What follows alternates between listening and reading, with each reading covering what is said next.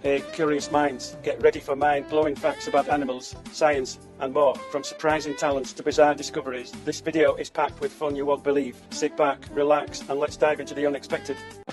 Pikachu's name originates from the Japanese onomatopoeic words pika, pika, and chu, chiyu, which perfectly capture the essence of the beloved Pokémon.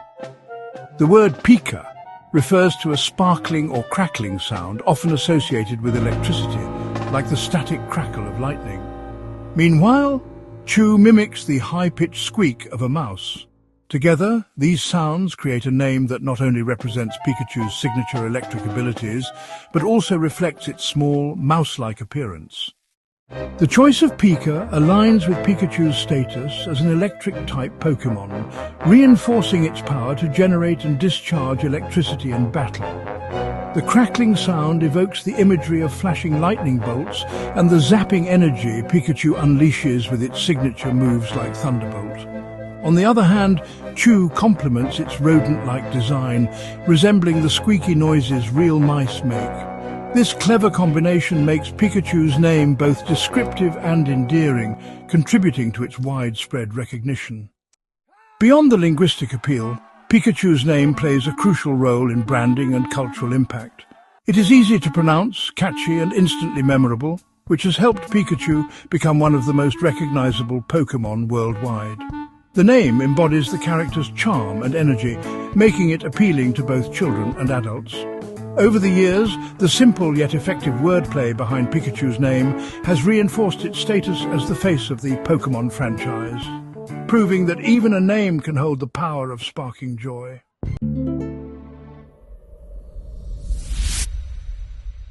While James Bond is often associated with the famous phrase, shaken, not stirred, in reference to his vodka martini, his true favourite drink is actually champagne.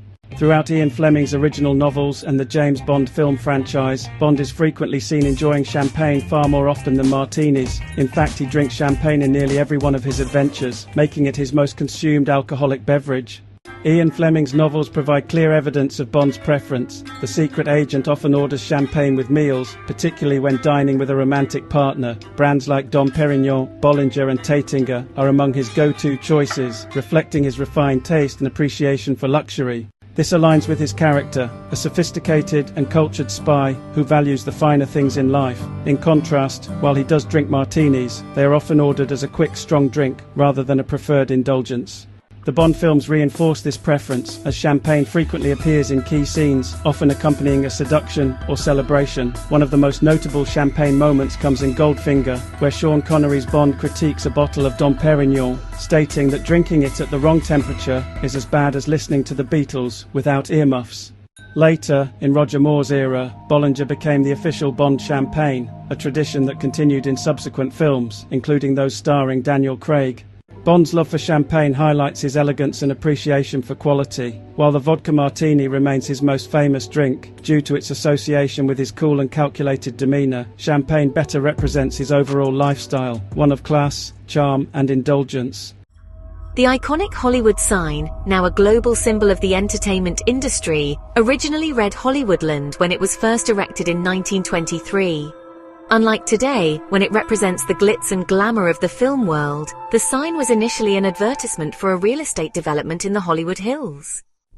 The Los Angeles Times publisher Harry Chandler was among the investors behind the project, which aimed to promote an upscale housing community. The massive letters, each standing about 50 feet tall, were built using wood and sheet metal and were illuminated with thousands of light bulbs to attract attention. The original Hollywoodland sign was never meant to be permanent. It was constructed as a temporary structure, expected to last only about a year and a half. However, as Hollywood became the heart of the burgeoning film industry, the sign took on a new meaning, evolving into a symbol of the entertainment capital of the world. By the late 1940s, the sign had fallen into disrepair, and the Hollywood Chamber of Commerce decided to remove the last four letters, shortening it to Hollywood and transforming it into a lasting emblem of the film industry.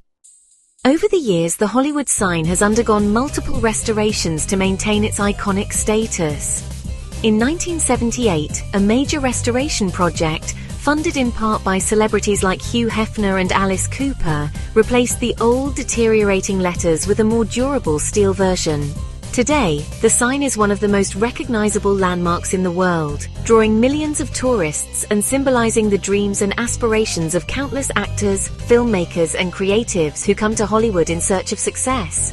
Though its origins lie in real estate, the Hollywood sign has transcended its original purpose, becoming an enduring icon of cinema and stardom.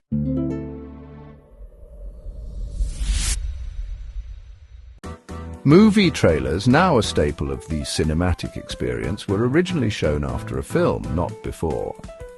The first ever movie trailer is believed to have been shown in 1913 by the Marcus Loew Theatres, promoting an upcoming Broadway musical called The Pleasure Seekers. Instead of appearing before the main feature as they do today, it played at the end of the movie, hence the name trailer, since it trailed the film. The concept quickly caught on and studios began producing their own trailers to promote upcoming films. However, exhibitors soon realized that playing trailers after a movie wasn't very effective. Many audiences simply left the theater once the main feature ended. By the late 1910s and early 1920s, theaters started showing trailers before the movie to ensure maximum audience engagement. This shift led to the modern format, where trailers are shown before the film begins, building anticipation and excitement. Over time, trailers evolved from simple, text-heavy advertisements into sophisticated mini-movies carefully crafted to entice audiences. The 1960s and 70s saw the rise of creative and dramatic trailer editing, pioneered by figures like Stanley Kubrick and Alfred Hitchcock, while the 1990s and 2000s ushered in fast-paced, high-energy cuts with booming voiceovers and orchestral music. Today, trailers are an essential marketing tool, generating massive online buzz and even premiering as major events before blockbusters. Despite their changed placement, the name trailer remains a quirky linguistic remnant from the early days of cinema. What started as a simple afterthought has become a powerful force in movie promotion, shaping audience expectations and influencing box office success worldwide. The M in M&Ms stands for Mars and Murrie, the two businessmen behind the creation of the famous candy. Forrest Mars Sr., the son of the founder of Mars Inc., and Bruce Murrie, the son of Hershey's president William Murrie, partnered in the early 1940s to develop a new kind of candy-coated chocolate. Their goal was to create a product that wouldn't melt easily, making it ideal for soldiers during World War II. Forrest Mars had the idea after seeing soldiers in Spain eating British-made Smarties, which had a similar sugar shell that prevented chocolate from melting in warm conditions. Recognizing the potential, he returned to the United States and approached Bruce Murrie for a partnership. Since Hershey's had a stronghold on the American chocolate supply and controlled much of the country's cocoa, Murrie's involvement ensured that Mars could secure the necessary ingredients for mass production. In 1941, the first batch of M&Ms was produced in a factory in Newark, New Jersey. The candies were initially sold exclusively to the US military, where they became an instant hit with soldiers. After the war, they were introduced to the public and quickly grew in popularity. The distinctive M imprint was added in 1950 to differentiate M&Ms from imitators, and the brand continued to expand with new colours, flavours and varieties. Today, M&Ms are one of the best-selling candies in the world. Available in over 100 countries, while few people may realise it, the name M&Ms is a lasting tribute to the collaboration between Mars and Murrie, a partnership that led to one of the most iconic and beloved confections in history.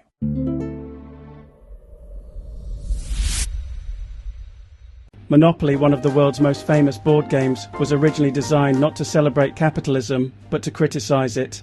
The game was first created in 1903 by Elizabeth Magee, a writer and game designer who wanted to illustrate the dangers of monopolies and unchecked capitalism. She called her invention the landlord's game, and it featured two sets of rules, one that rewarded wealth accumulation, much like the modern monopoly, and another that promoted wealth sharing, meant to highlight the benefits of a more egalitarian economic system.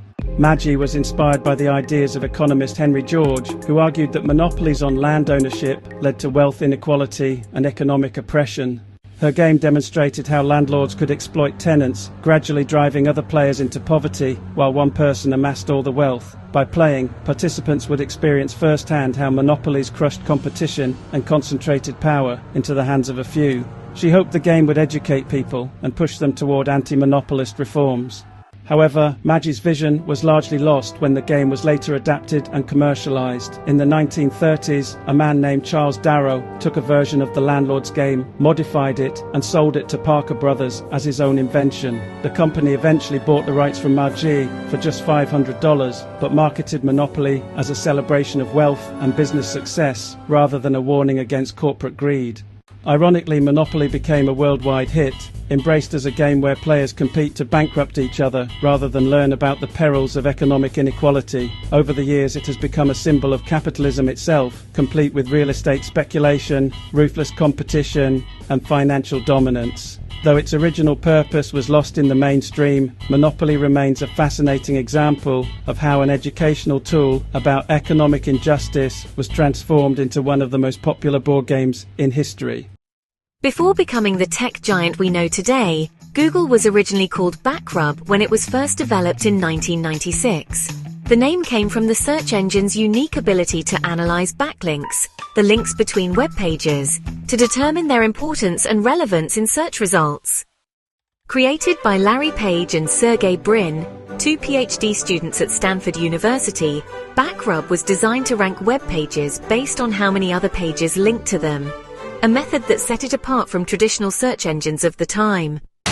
Backrub operated on Stanford's servers, but as it grew, it consumed too much bandwidth, forcing Page and Brin to find a more scalable solution.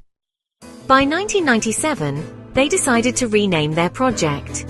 The new name, Google, was a play on the mathematical term Google, which represents the number 1 followed by 100 zeros. This name reflected their ambitious goal of organizing vast amounts of information on the internet. With the new name and a powerful algorithm, Google quickly outperformed existing search engines like AltaVista and Yahoo. In 1998, Page and Brin officially launched Google Inc., and within a few years, it became the dominant search engine worldwide. Though Backrub was short-lived, its core principle, ranking websites based on links, became the foundation of Google's revolutionary PageRank algorithm, which remains a crucial part of search engine optimization, or SEO, today. While the name Backrub might have sounded odd for a tech company, it highlights Google's origins as a research project focused on understanding the web's structure. Thankfully, the switch to Google helped cement its identity as a global powerhouse in internet search, shaping the digital world as we know it.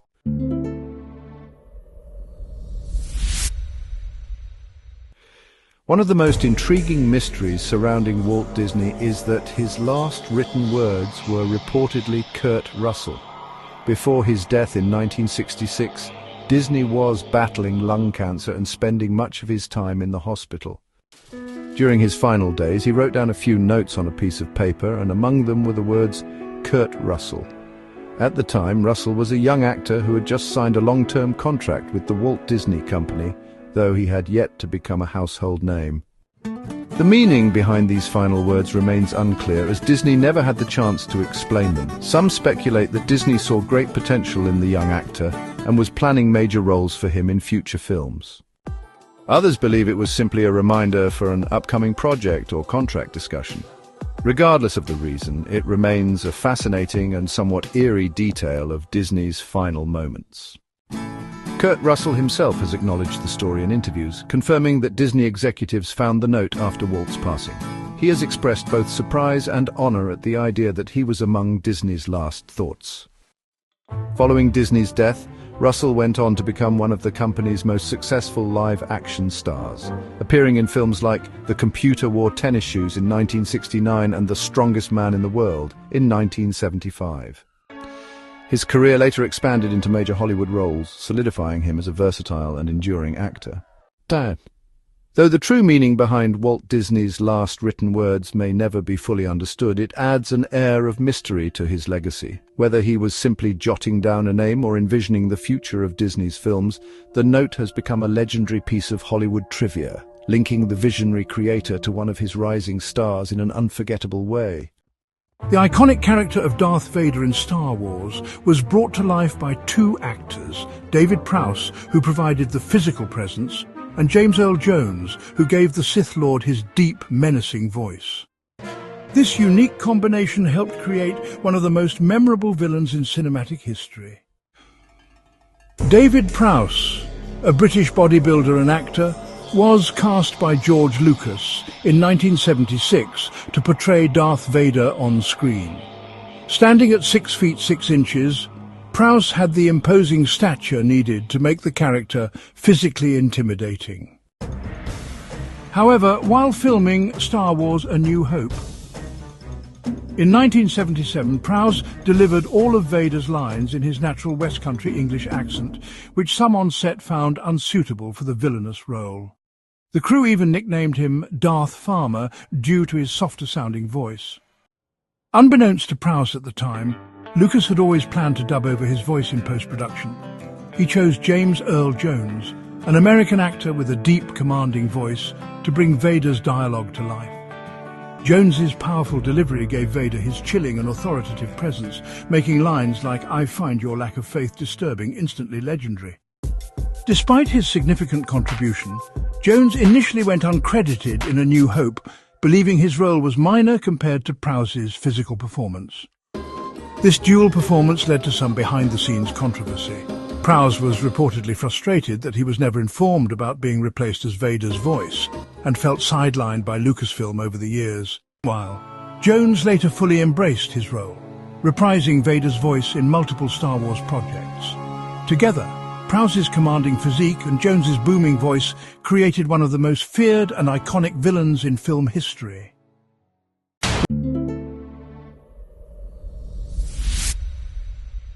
Michael Jordan is widely regarded as one of the greatest basketball players of all time, but his financial success off the court has been even more staggering. While he earned a significant amount during his NBA career, Jordan has made far more money from his Nike endorsements, particularly through his legendary Air Jordan sneaker line. During his 15 seasons in the NBA, Jordan's total salary amounted to around $90 million, with the majority of his earnings coming in his final 2 seasons with the Chicago Bulls. However, his partnership with Nike, which began in 1984, has generated billions. Initially, Nike was not the dominant sportswear brand it is today, but Jordan's signing changed everything. His first deal with Nike was worth $500,000 per year, plus royalties, a bold move at the time for a rookie. The Air Jordan brand exploded in popularity, redefining the sneaker industry and turning Jordan into a global icon. Over the decades, the Jordan brand evolved into its own division within Nike, with MJ receiving a percentage of every sale. Reports estimate that Jordan earns around $150 to $200 million per year from Nike royalties alone, far more than he ever made as a player. To date, his total earnings from Nike exceed $1.5 billion. This massive financial success has helped Jordan become the first billionaire athlete with investments in sports franchises, including ownership of the Charlotte Hornets, which he later sold for a significant profit.